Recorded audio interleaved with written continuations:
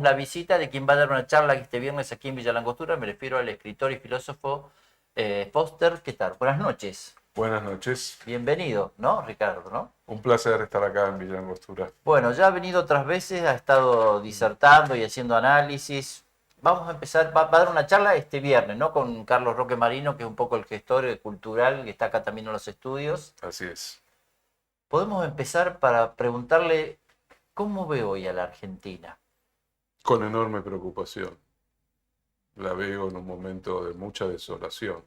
Yo soy alguien que viene del mundo de la universidad, de la investigación, de la educación, y salvo la dictadura, pocos gobiernos se atrevieron a la mezquindad y a la crueldad con la que el gobierno de Milei está vaciando la educación pública, la universidad, que es una de las virtudes que tiene la Argentina. Cuando uno piensa en la Argentina, cuando queremos rescatar momentos y instituciones importantes en la Argentina, creo que la universidad pública. Cuando digo la universidad pública, digo todas esas universidades nacionales que de Jujuy a Tierra del Fuego recorren e integran a la Argentina, desde la Universidad de Buenos Aires, la Universidad del Comahue, todas esas universidades que tienen planteles docentes de excelencia, que la mayoría de ellas desarrollan investigaciones en todas las áreas, desde las ciencias exactas, biológicas, médicas, sociales, humanísticas, que han formado profesionales extraordinarios. Yo he tenido la suerte de enseñar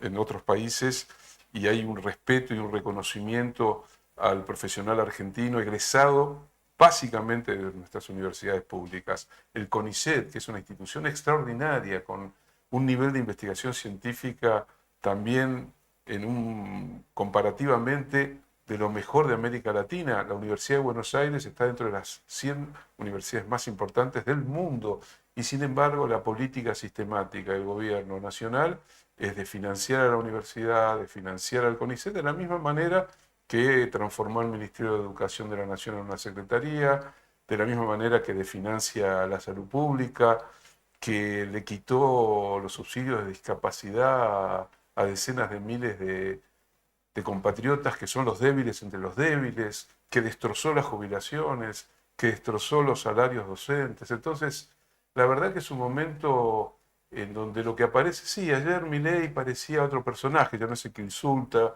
el que menosprecia al otro. Yo creo que la democracia es el lugar del reconocimiento de la diversidad. Justamente la democracia es que no somos todos iguales en el sentido que pensamos lo mismo, tenemos los mismos derechos, pero hay una diversidad, la riqueza de una sociedad es su diversidad, diversidad política, cultural. Entonces, frente a un dispositivo y un discurso que cree que el que no piensa como él es una rata, es un excremento, es alguien que hay que aniquilar, la verdad es que solo en dictadura vivimos expresiones de esa naturaleza.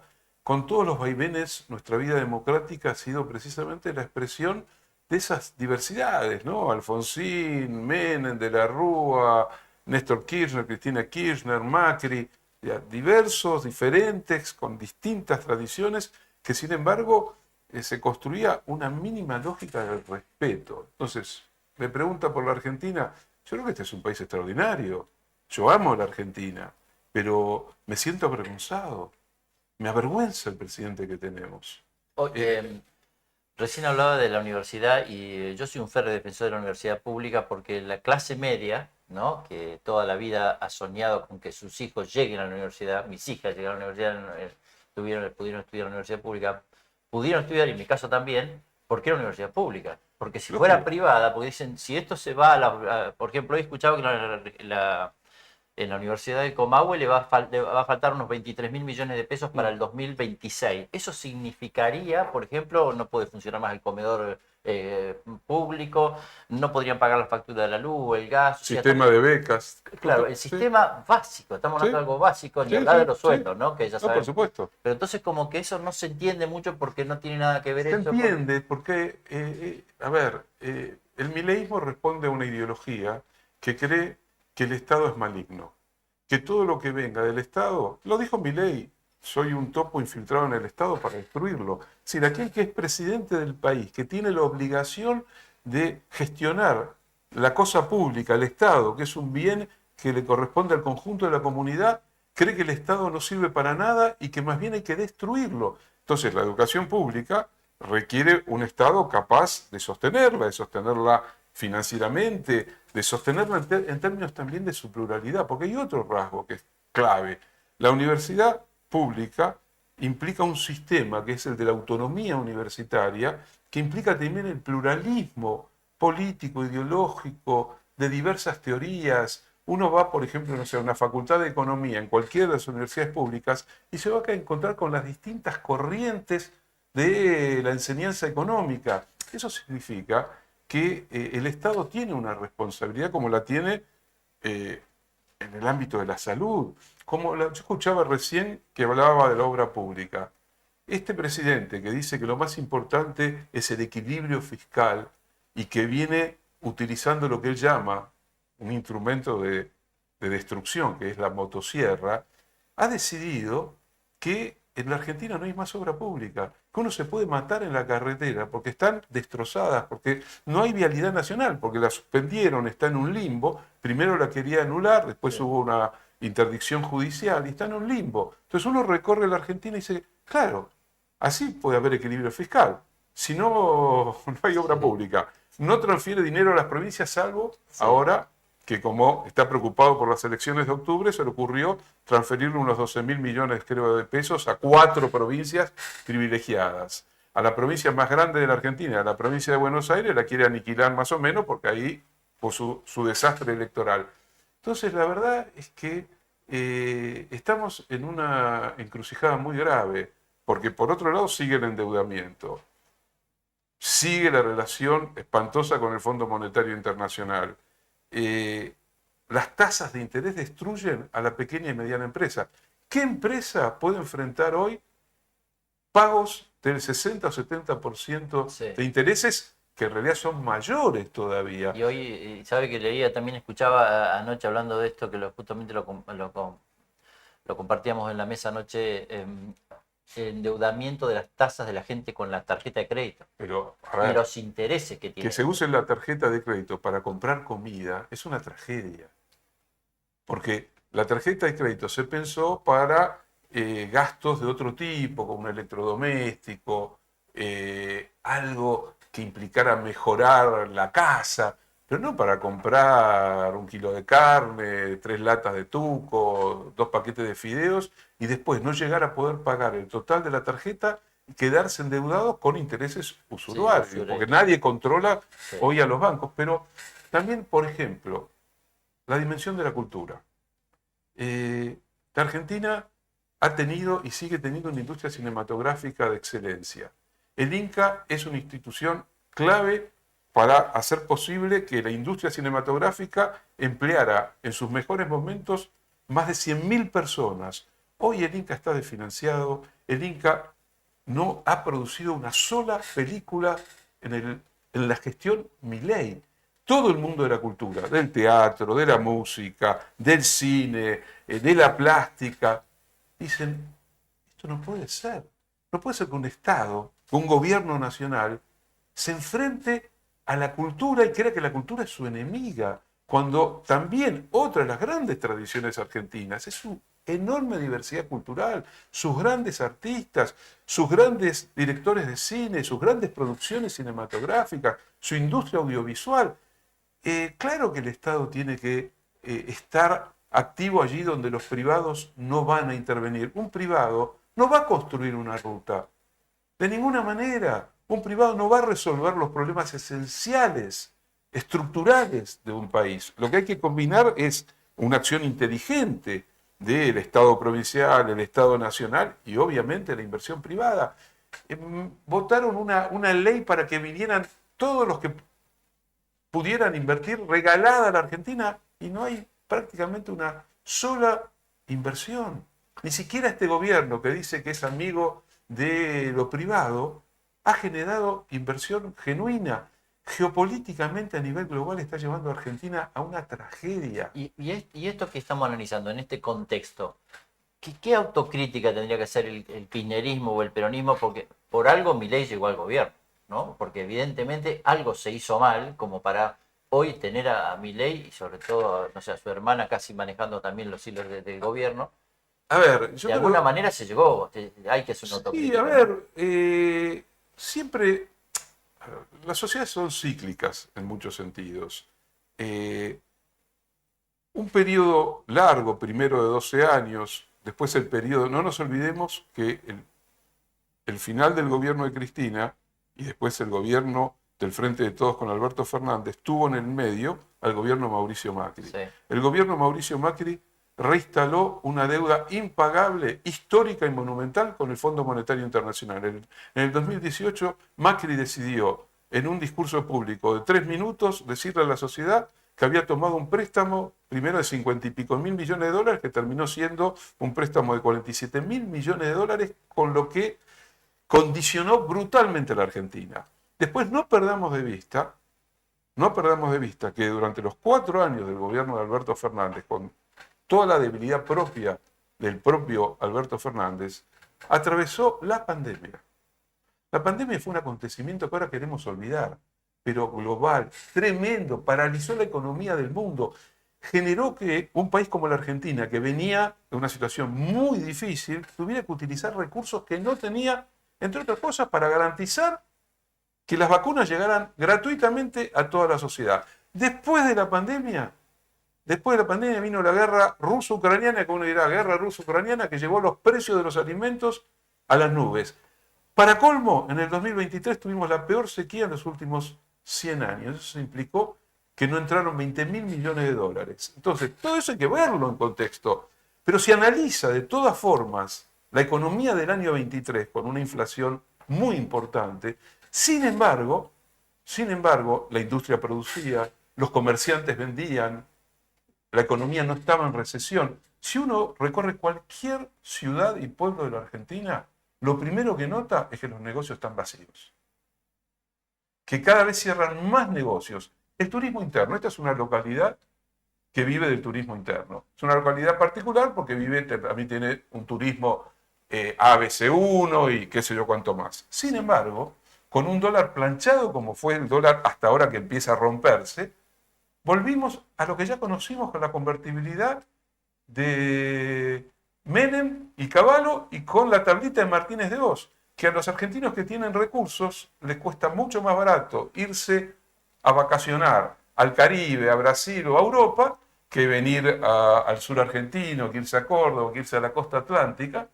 porque claro, con un dólar planchado, ficticiamente planchado, porque si la inflación, que dicen que está controlada, pero el costo de vida y lo que necesita una familia para vivir mes a mes sigue creciendo, es total y absolutamente artificial. Entonces, las comparaciones siempre son un poco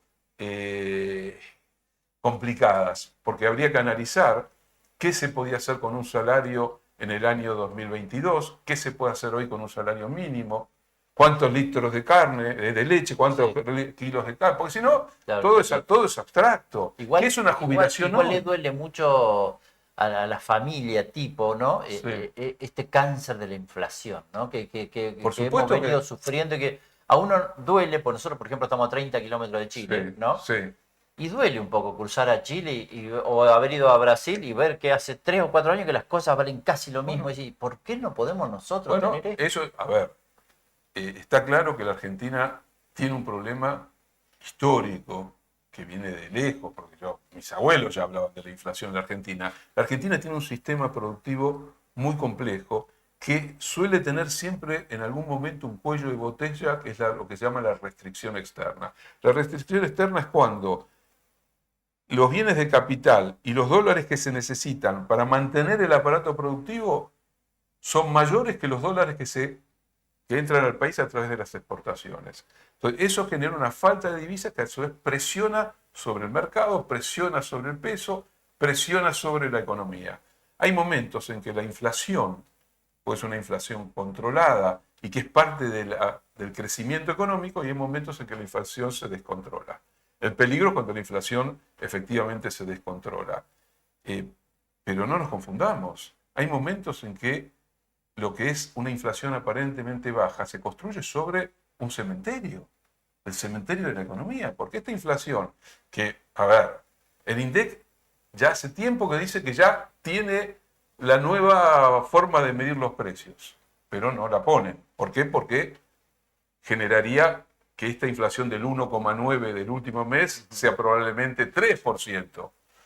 Con una economía arrasada, con un dólar planchado, tener una inflación de 2 o 3 puntos mensuales es una inflación inmensa, con salarios a la baja aparte, porque uno podría decir que durante el periodo de Néstor Kirchner, pero sobre todo el de Cristina Kirchner, hubo una tasa inflacionaria, más o menos 20 y pico por ciento anual, no más o menos era la tasa inflacionaria, pero los salarios le ganaban a la inflación.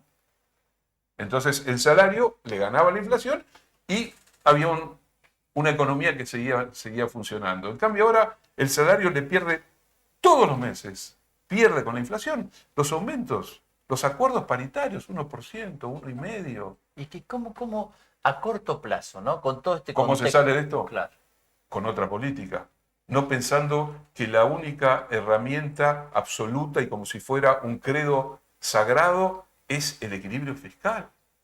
Por supuesto que hay que apostar a una economía sana, a que haya equilibrio fiscal, pero también hay que apostar a crecimiento económico, hay que apostar a inversión pública, hay que apostar a otro tipo de inversión privada, hay que apostar a un cambio en la matriz productiva. Si yo destruyo, por ejemplo, la investigación en ciencia y tecnología, destruyo uno de los mecanismos virtuosos para generar una transformación en la matriz productiva que haga de la Argentina un país que efectivamente la Argentina tiene todas las condiciones, porque lo ha demostrado, de ser también productora de bienes exportables con altísimo valor agregado, pues son bienes de producción tecnológica. Pero si yo destruyo las bases productivas, las bases de la investigación científico-técnica, ¿cómo hago si destruyo la universidad pública?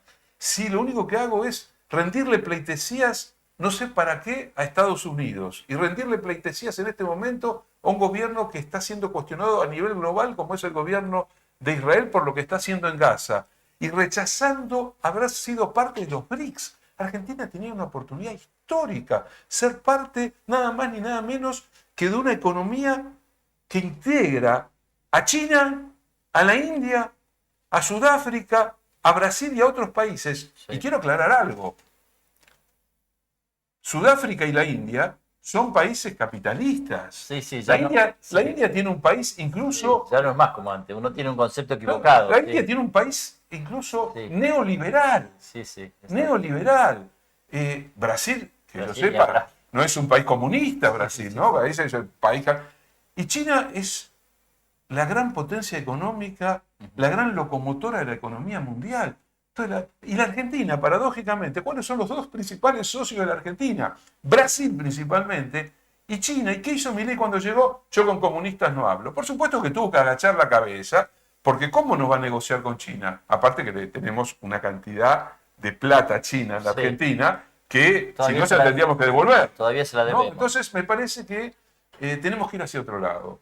Yo confío, creo que la sociedad argentina tiene una tradición democrática muy importante, creo que hay que aprender de los errores, por supuesto que hay que aprender de los errores, creo que se tiene que abrir otra perspectiva porque de esta manera lo que vemos es, a ver, yo no puedo ver que todos los miércoles una guardia pretoriana que gasta millones y millones de pesos maltrate y reprima a un grupo de jubilados que están pidiendo por una mejora infinitesimal, infinitesimal. Entonces, me parece, el miércoles, mañana va a haber una movilización, principalmente en Buenos Aires, pero en casi toda la ciudad de Argentina, de las comunidades educativas y principalmente Sí. de las universidades y de los que defienden la salud pública, que va a ser gigantesca. Esa es la Argentina que nosotros tenemos que proteger y que cuidar. Y es una Argentina que tenía y tiene una ley de discapacidad que es virtuosa, que es ejemplo a nivel mundial.